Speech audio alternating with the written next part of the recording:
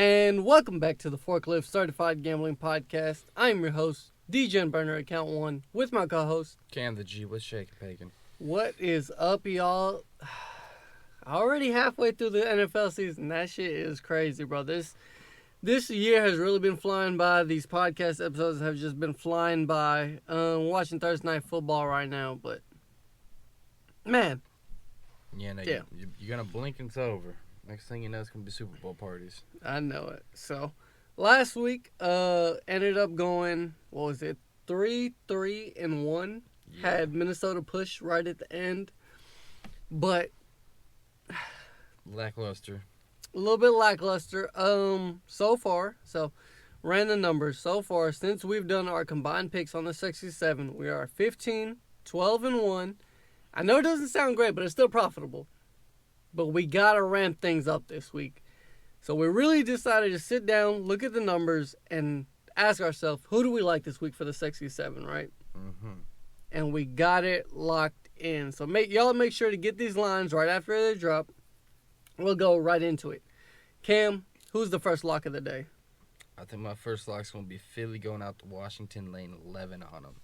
11 points is a lot, but I mean, hey, they've only lost, I want to say, against the spread 3 times out of the past 9 weeks. So, I mean, I like the odds of 70%, you know what I mean, with that. Also, on the other side of that is anytime they played against a genuine, quote-unquote, bad team, in other terms, a team without a winning record, not batting 500, they've been easily putting up at least 12 to 20 points on them. So, I'll take Philly in. Philly at 11. Yeah, I like Philly in this spot. I mean, they're at home. I know it's a big number to lay, but the Commanders really haven't shown me that they are really all that great of a team. I know they've looked good with the Heineke's rolling, but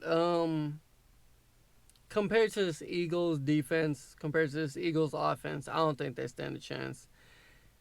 I know it's tough to lay the 11 points, but the Eagles make it a little bit easier. So first lock of the day, Philadelphia by 11 points.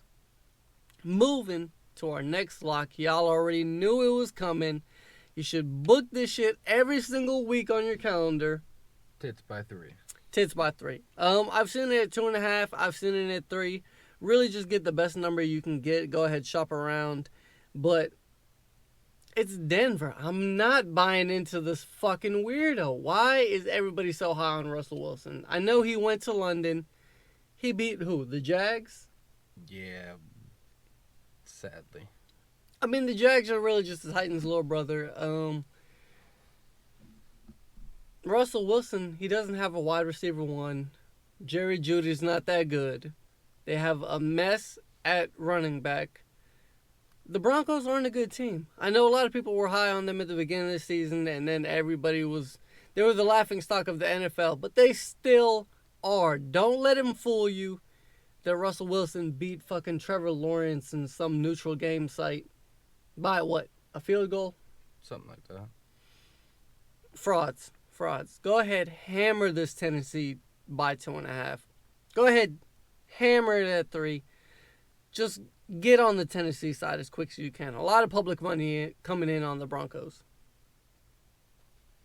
Yeah, so moving on with our 67s, got some underdogs coming in here. So this one's kind of I don't know, I guess you'd say it's a bold assumption for me to say this, but I mean, Minnesota laying 3.5 points. Not laying 3.5. Well, getting 3.5. Getting 3.5 points against the Bills. I think that's easily doable, but I mean, honestly, me personally, I'm thinking Minnesota wins that straight up, hit that money line.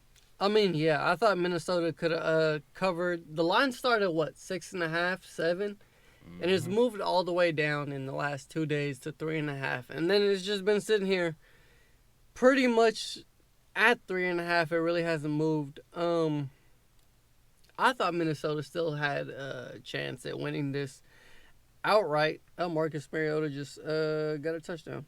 Nice. 15-22 Atlanta. So maybe this Thursday night game's not all in the waste. But back to the underdogs. I think Minnesota could have covered this number by themselves without the Josh Allen news. But with the Josh Allen news against Case Keenum, I love Minnesota. Definitely take the plus 3.5. Sprinkle something on the money line. They know Case Keenum.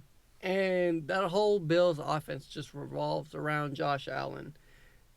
I don't see anything positive about him being out. And honestly, no updates on him since. So go ahead, hammer Minnesota plus 3.5 as an underdog of the week. And for the other underdog of the week, we got Indianapolis going out to Las Vegas, giving them 4.5 points. I think that's probably easily doable. You know what? I was thinking to myself at the beginning of the week, God, just please don't let me get into the situation later on in the week where I'm ended up on Indianapolis. And here I fucking am with this absolute fucking shit show. This shitty, stinky fucking booty pick of the week pick. But I gotta do it. I gotta do it. I gotta fade the fucking Raiders after what we saw last week against Jacksonville. They can't hold a lead. They're not a competent franchise. They spent all the money. Oh, Darren Waller. I think he's out for a couple weeks now. He just got placed on injury reserve. But moral of the story, the fucking Raiders have just been a shit show. And I don't care how fucking smelly and stinky and fucking disgusting this Indianapolis pick sounds, all the way in on the Colts. Jeff Saturday kind of got him riled up.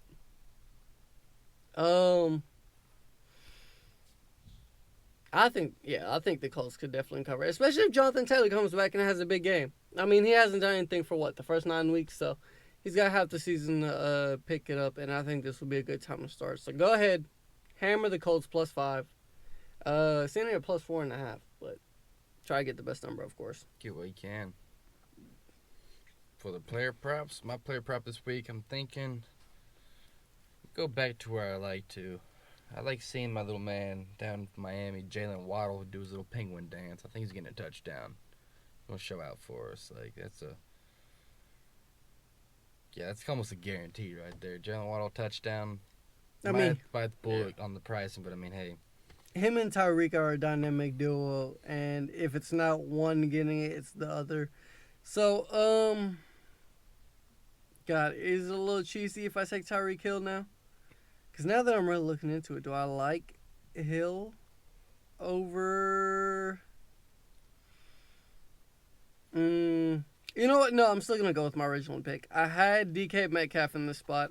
I was second guessing it last minute, but go ahead. Pencil in DK Metcalf anytime touchdown this week against the Bucks for my player prop. And for a pocket of the week, we're going up to Chicago. Got Detroit. I don't think Detroit can win that game. Let alone, I don't think they can cover the spread by 3 points. Yeah, I mean, Detroit on the road. You know when was the last time Jared Goff won a road game? When's that? 2020 when he was still on the fucking Rams. Yeah, it's a little tough. I mean, I know we were high on Detroit last week, but that was against the Packers, so I think Detroit, I just can't do it. I got to lay the points with the Bears. Justin Fields has been looking dynamic, a lot of run offense, and Detroit doesn't stop the run. I mean, granted, they don't stop anything, but they definitely don't stop the run. So, Chicago, I feel confident in a half for 2.5 points for a fuck it. Of the week. That's some sexy sevens right there. That's the sexy 7 right there, folks. We are getting grinding through these weeks. So far, still profitable halfway through the season. We still got a whole nother half plus the playoffs. So make sure you keep tapping in. Make sure to ask for these picks. And we appreciate y'all supporting us so far. Like us up. Share it to somebody. Comment. Do with this information what you will. This has been the Forklift Certified Gambling Podcast. I'm your host, DGen Burner Account 1, with my co-host, Cam the G. Thanks for listening. Peace.